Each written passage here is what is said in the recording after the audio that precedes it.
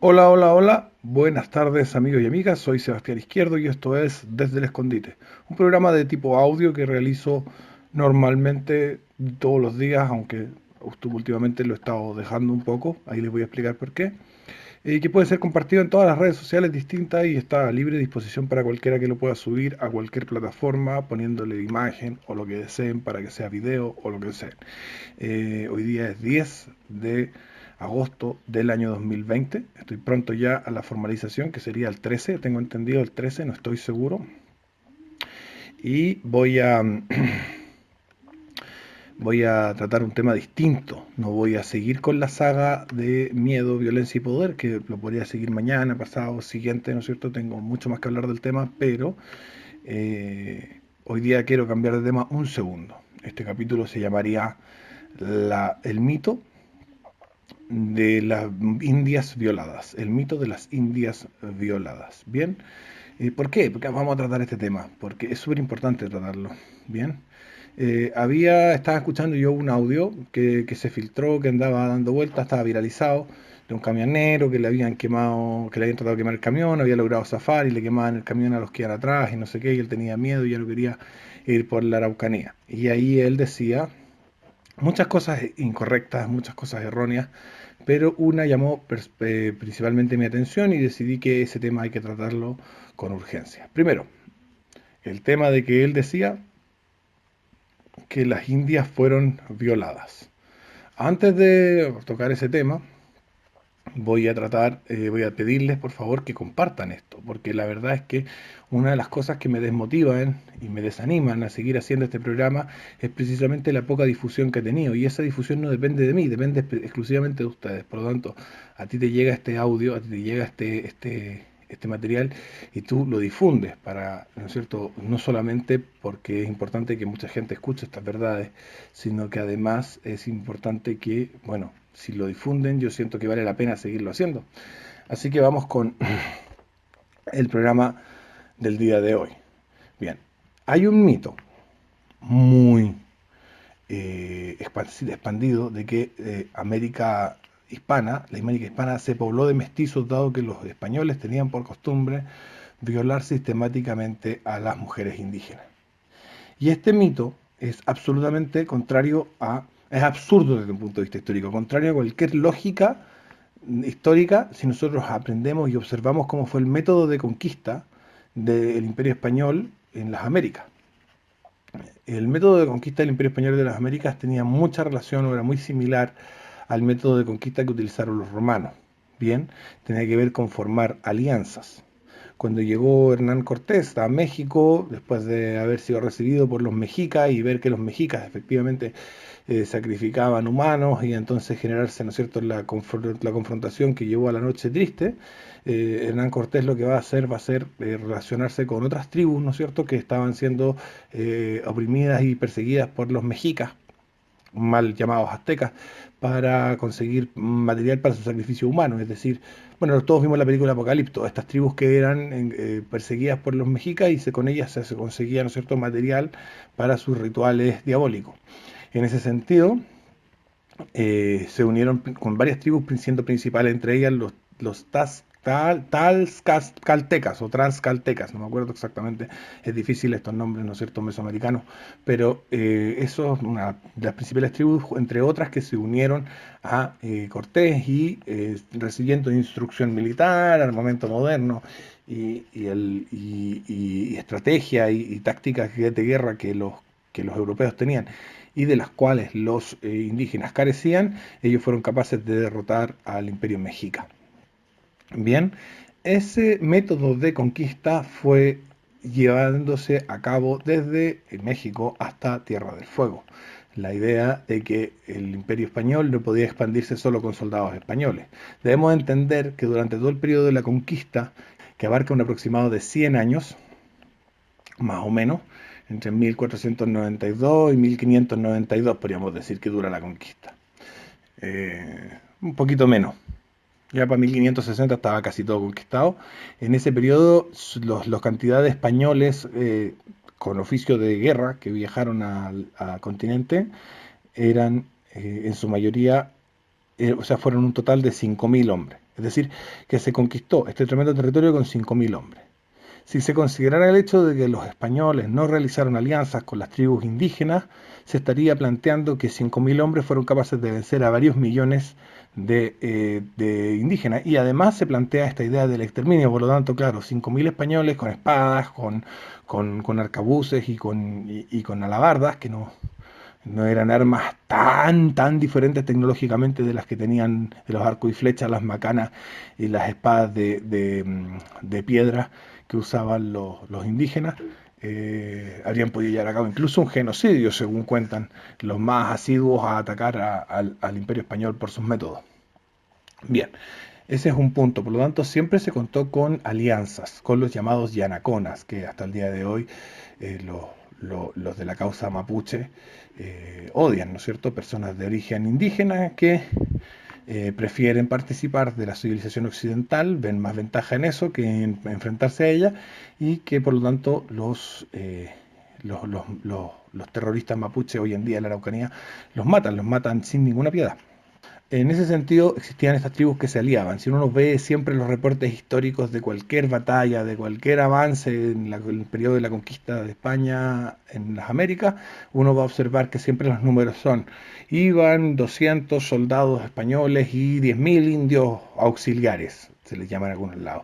Indios amigos se les llama en otros textos, o yanaconas directamente en otros textos. Por lo tanto, nos estamos refiriendo a que la conquista de América por parte de la cristiandad occidental hispana no fue realizada exclusivamente por soldados europeos, sino precisamente en su mayoría por indígenas que preferían el estilo de vida y la forma de vida cristiana hispana occidental. Esa es la verdad histórica, que es incuestionable al observar cualquier número, cualquier registro histórico de los hechos. Por lo tanto, primero dice el hombre que está en este audio del camionero, etcétera, dice que los españoles que vinieron eran solo hombres, lo cual es falso porque había muchas mujeres que viajaron desde España y también había muchas mujeres indias que se fueron a vivir a España. Una antepasada mía lo hizo, una india mexica que terminó viviendo en la región de Salamanca, en España, y cuyos descendientes después vinieron a pelear a Chile. El caso de Chile además es bastante interesante porque en Chile también se habla de este mito de que vinieron solo delincuentes, ¿no es cierto? Que España vació sus cárceles, pero eso fue al comienzo de la conquista. Y eso fue al comienzo de la conquista y eso por lo tanto ocurrió más bien en Norteamérica y en Centroamérica. Cuando nos vamos acercando hacia el sur de América, nos vamos encontrando con el fenómeno de que se vuelve tierra fértil para los secundones. ¿Quiénes son los secundones? Son, en la época del Imperio Español existía una cosa que se llamaba el mayorazgo. El mayorazgo impedía a los hijos que no fueran el mayor heredar las tierras y las riquezas del padre. Por lo tanto, se heredaban el título, eran gente noble, pero no tenían nada, eran pobres. Tenían solamente el apellido, el título, el nombre, pero no tenían nada más. Por lo tanto, les quedaba solamente dedicarse a la guerra para conseguir riqueza y gloria o al sacerdocio para conseguir el cielo. Por lo tanto, partían en los secundones a buscar esa gloria, esa tierra, esa riqueza a América. Por lo tanto, la conquista de América, y sobre todo en Chile, Argentina, Perú, etcétera, el Cono Sur fue realizada principalmente por personas de esta categoría, los secundones, es decir, gente noble que no tiene riqueza porque son hijos segundos, hijos terceros, hijos cuartos de un noble. Bien, vamos al tema de las violaciones rápidamente. Nosotros podemos recordar que Pedro de Valdivia viajó en 1542, si no me equivoco, viajó a Perú a buscar soldados para continuar la conquista, dado que se había encontrado con un pueblo bastante resistente, que eran los araucanos, ¿ya? Que hoy en día se intentan denominar mapuche, lo cual es un error serio de idioma. El nombre correcto en su lengua propia es reche y el nombre correcto en castellano es araucanos, el cual es una palabra que proviene del quechua. Para enfrentarse a los araucanos, el Pedro Valdivia tuvo que volver a Lima a buscar más soldados. Y cuando llegó a Lima fue tomado preso. Y fue tomado preso por dos motivos. Fue tomado preso por la justicia ordinaria española porque había robado su oro a todos los españoles que estaban en Chile para poder pagar a los nuevos soldados. Él lo había tomado como préstamo, de hecho se entiende que posteriormente lo devolvió, pero en el momento no lo tomó como préstamo voluntariamente, es decir, se los quitó. Lo tomó como préstamo pero a la fuerza. Y por lo tanto fue denunciado y eso significó que lo detuvieran. Pero también fue detenido por la Santa Inquisición. La Inquisición española detuvo a Pedro de Valdivia por mantener concubinato con Inés de Suárez. Hay que entender entonces, esa es una muestra, una sola muestra, es un ejemplo histórico de las miles de ejemplos que existen. América hispana estaba también controlada por la Santa Inquisición. Toda actividad sexual extramatrimonial era castigada con severidad, con penas de cárcel e incluso con penas de muerte. Por lo tanto, las personas no podían andar fornicando por ahí, con las indias, ni con las españolas, ni con los indios, ni con nadie. Tenían que instituir el santo matrimonio. ¿Cómo se logró que los españoles, supuestamente antagonistas de los indígenas, contrajeran estos vínculos matrimoniales? ¿Por qué no eran antagonistas? Porque aquellos españoles, aquellos tribus indígenas que se aliaban a los españoles, aquellos yanaconas, ¿no es cierto?, en búsqueda de estatus en el nuevo régimen, en el nuevo orden, casaban a sus hijas con los españoles, que era lo normal en esa época.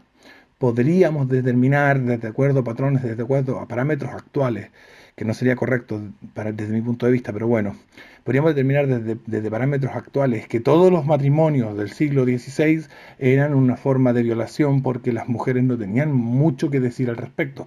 Pero la verdad es que tampoco los hombres tampoco podían llegar y elegir con quién casarse.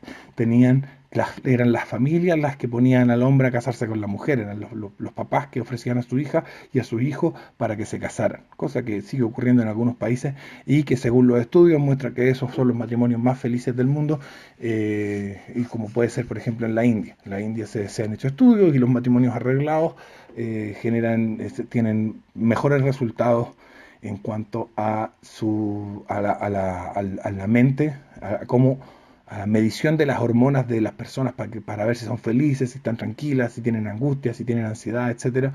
En el mundo se han observado, se han hecho estas mediciones y los matrimonios arreglados que hoy en día existen solamente en India y en algunos países por el estilo son mucho más exitosos que los matrimonios elegidos voluntariamente que tenemos en el mundo occidental desde el romanticismo. El punto es que los mestizos de Hispanoamérica no provenimos de españoles violando India, sino que provenimos de matrimonios consensuados, pactados entre padres de indígenas, mujeres y españoles, hombres que buscaban, indígenas que buscaban mejorar su estatus, españoles que buscaban acceder a estas tierras, porque los indígenas, muchos indígenas que se convertían rápidamente y que tenían cierto estatus, por ejemplo los caciques o cosas así de distintas tribus, mantenían sus títulos de tierras, mantenían sus títulos como cacique, etcétera, se les hacía un título homólogo dentro del imperio y por lo tanto estas personas buscaban estatus al casarse con un blanco y estos blancos buscaban tierras al casarse con esta india, ¿no es cierto? Buscaban poder heredar ciertos territorios, etcétera. De ahí viene el mestizaje en Hispanoamérica y no de violaciones.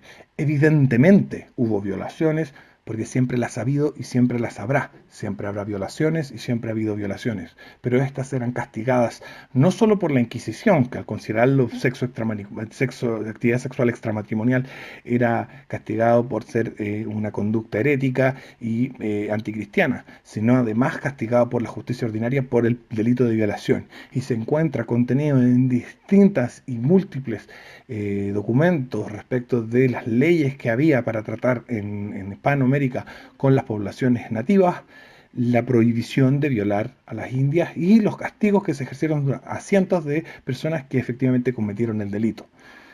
Para terminar, decir que poblar un continente en base a violaciones es una cosa que carece también de sentido biológico. Las violaciones dan muy poco porcentaje de embarazo, dan muy poco porcentaje de fertilidad y de embarazo, por tres razones fundamentales. La primera es que frente al shock emocional que genera una violación, el sistema inmunológico de la mujer reprime el ingreso de los espermatozoides. Segundo, aquel que viola tiende a usar no solamente el orificio vaginal para su efecto, sino además usar orificios anales, etcétera. Y tercero, la violación normalmente genera daño, genera lesión en la vagina y eso genera el sangramiento. La sangre es muy tóxica para los espermatozoides por su alto contenido de hierro y oxígeno, le impide a los espermatozoides sobrevivir al ducto vaginal. Por lo tanto, al existir sangre, al existir violación, las posibilidades de embarazo disminuyen muchísimo, disminuyen casi en un 90% en relación al sexo consentido. Por lo tanto, esto no tiene sentido desde un punto de vista histórico, no tiene sentido desde un punto de vista médico, biológico, no tiene sentido desde el punto de vista del tipo de conquista que realizaban los españoles. Es un absurdo total y espero que ustedes sean capaces también, después de escuchar este audio, de desmentirlo. Ojalá los chicos que me escuchan que sean menores de edad, cuando el profesor de historia diga estas pavadas en el colegio, se lo desmientan, y cuando alguien en su casa, en su familia, en alguna parte alguien diga esta pavada, lo desmientan. Es súper importante desmentir esto, porque esto es lo que nos lleva al indigenismo brutal que tenemos hoy en día, donde se desprecia la cultura cristiana hispánica y se aprecia brutalmente una cultura primitiva y atrasada como era la de los pueblos indígenas que habitaban este continente. Esto ha sido Desde el Escondite, soy Sebastián Izquierdo, les mando muchos abrazos, muchos cariños y les mando saludos y espero que hagan la pega de difundir, porque si no la hacen a mí me dan muy pocas ganas de hacer estos audios. Un abrazo, chau chau.